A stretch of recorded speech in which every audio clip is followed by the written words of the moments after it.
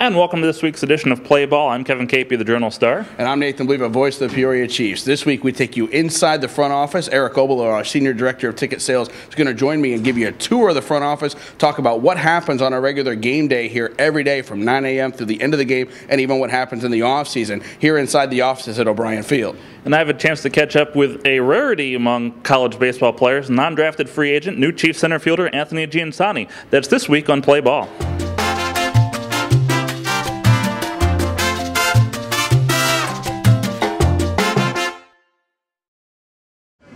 Now we're taking cuts with Chiefs center fielder Anthony Giansanti, one of the new additions to the Chiefs coming over last week. And Anthony, you're sort of a rare specimen in that you played college ball but a non-drafted free agent. What was that process like for you? It was actually a tough process. I was under the impression that I was going to be drafted. I was drafted my junior year, late by the Oakland days, and I decided to go back to school and finish up my degree there. And so I was kind of under the assumption that it happened once, it'll happen again. But my cards didn't fall my way, and I didn't end up getting drafted. So I was kind of sitting around. I had a bunch of family and friends tell me, there's always a chance to get signed at a free agency. So I was patient for a few days, and the Cubs, I was fortunate enough to have the Cubs call me a few days later and ask me if I wanted to play professional baseball, and I decided to go that route. And what's been the past 2 months like for you since you signed? You spent time in Mesa, and now you're here in Peoria. The past 2 months have been a dream come true. I've always dreamed as a little kid to be, wearing a professional uniform, and regardless of the situation, I'm just happy to have a chance to be out here and continuing to play baseball and try to fulfill my dream of getting to the big leagues one day. So there's always behind-the-scenes stuff that people are never going to know about. A lot of people, I'm sure, don't realize that we're out here for about 7 to 8 hours a day, in this heat, busting our butts to try and get ready for the game and get better and do whatever we can for the team to win and get ourselves moved up in the organization. So it's a grind. For all those people out there, it's not as easy as some might think it is. I knew coming in, I talked to a bunch of guys in Mesa. They had all the nicest things to say about these guys, and they were all the rumors were true. It's a great clubhouse. They're nice and loose. They welcome me with open arms, and I appreciate all of them for that. And they made it a real easy transition for me coming from Mesa. Welcome to this episode of Play Ball. I'm Nathan Baliva, voice of the Chiefs, joined by Eric Obalil, our Senior Director of Ticket Sales. And Eric's ready to give us a tour of the front office. Eric, here we are in the lobby. First thing everybody sees when they walk in during the day before the game, or those that walk in the suite entrance. Tell us what we got here in this little lobby area. This is where anything anybody needs from the office, this is where they enter, and then also our customers who have tickets on the suite level enter during game day as well. I know we got everybody working in. This is a game day, but everybody's in there working the phones, doing whatever until right before gates open. So let's head inside and see what we got here in the office. Yeah, let's see what kind of trouble we can stir up in the office. We have 12 full-time staff members. 9 of the 12 work here in this office.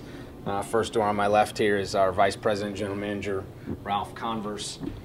He's in the office, hopefully getting ready for tonight's game, probably checking on the weather. That's what we tend to do a lot of during the day on game day. Hi guys, how you doing? Good. Game time tonight. Got a big one. Yep. Second door on the left here is my office. We have a lot of meetings in here as well, just because I have a lot of empty space.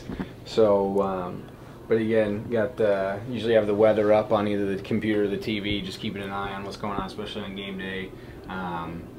And then I have a lot of sales materials schedule. I've got my territory map. I was going to say you've got the two big displays over here, and there's another one in the sales office. But your maps highlighted up on whose area, depending on the salespeople, have their colors outlining that county and that area, and then I guess kind of a to-do list, be it for 2010 or 2011, is we're in August and always looking towards next year. We head across the hall here. We've got a couple of common areas to talk about. Yeah, this is just kind of the common area as our President Rocky heads out of the way. He's a little camera shy, but we've got a little kitchen area here. We spend as much time in the ballpark as we do. A lot of us bring lunch in. We've got our shirt color rotation on the wall. Over here we've got another common office area with our meter machine and some office equipment. I guess we've got a water cooler too. Every office has to have a water cooler, right? You gotta have that. You gotta have that covered, especially here in August. The water cooler talk. And then across the hall here, obviously, is Rocky's office, team president.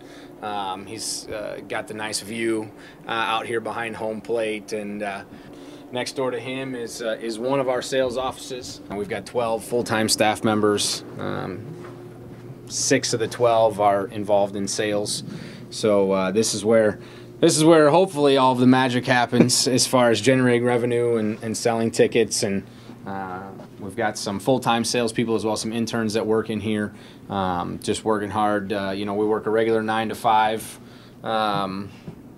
You know, work day, and then if we have a game, we're here until 10, 11 o'clock at night. So this is home away from home. This is the home away from home, absolutely. So we try to make it as comfortable as possible. We try to, you know, might sound cliche, but you want to have a nice atmosphere, work environment where it makes it easy to sell. And we head back down the hall. You mentioned 2 sales offices, and then and all the other salespeople. So we hit the second one. Yeah, we've got our second sales office here, where we have Jack and Justin who work. They're full-time sales members, as well as Lou, who's one of our sales interns. Yeah, I think you had this office at one time. I apologize if we kicked you out. I don't know if that was my decision,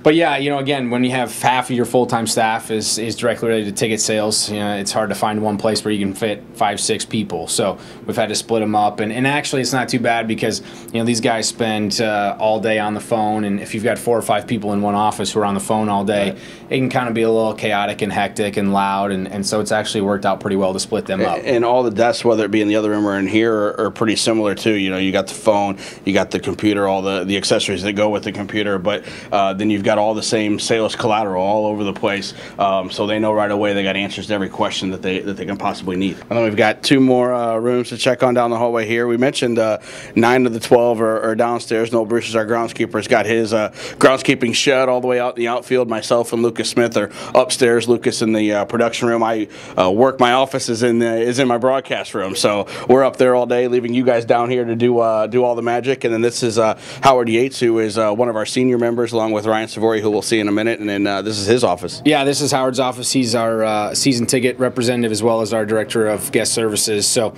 he's got just some added, I guess, extra stuff that some people don't have. Probably the most decorated of all the offices in the building, be it pictures of former Chiefs on the wall with Sean Gallagher and Albert Pujols, so the famous Chicken, who was here. We got Mark Grace, Nomar Garcia, Mark Pryor. All those guys were here. And then you know, some of the team pictures that he's been a part of, and then I'm guessing just what he thinks are outstanding moments he's been here.